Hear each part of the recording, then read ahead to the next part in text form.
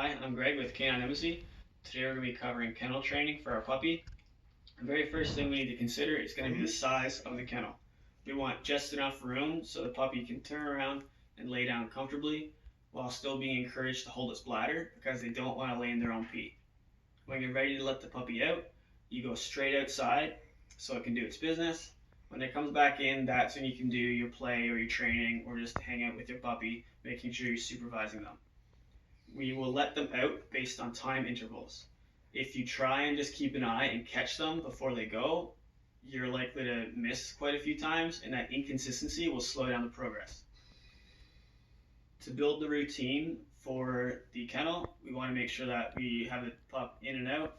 So after they've had their time out, a few hours, they go again.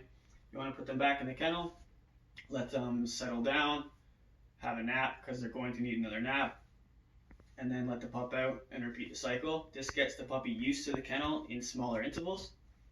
At night, we need to kennel overnight while we're sleeping because we cannot supervise the dog while we're asleep. And then you're going to wake up with stuff chewed, destroyed, or just pee and poo everywhere. So you don't want any of that. That will set us back as well. Worst case scenario, you set a timer on your phone for every few hours so you can let your dog out through the night.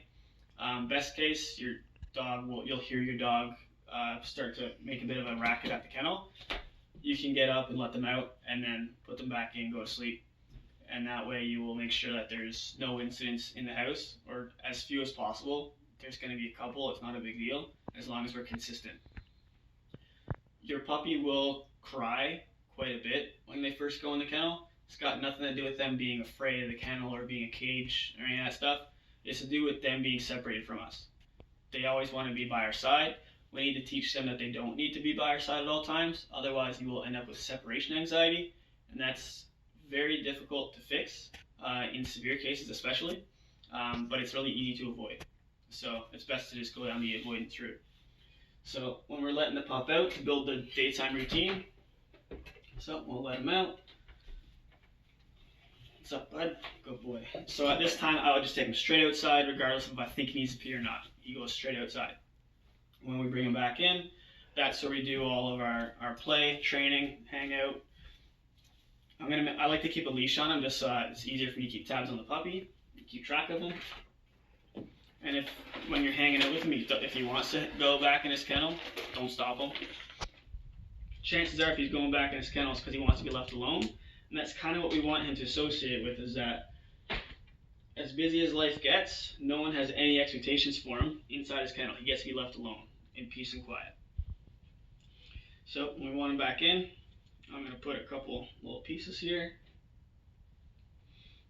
And of course he's not going to follow them because he sees I've got more in my hand.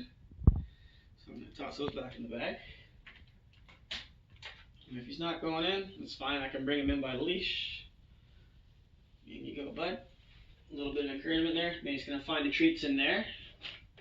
I'm going to tuck his butt in. And then just close the kennel. Now if he starts crying, that's normal. Don't worry about it. As long as that behavior isn't successful, he'll drop it and realize that he may as well just chill in his kennel. If he's crying lots and he finally quiets down, then you can let him out.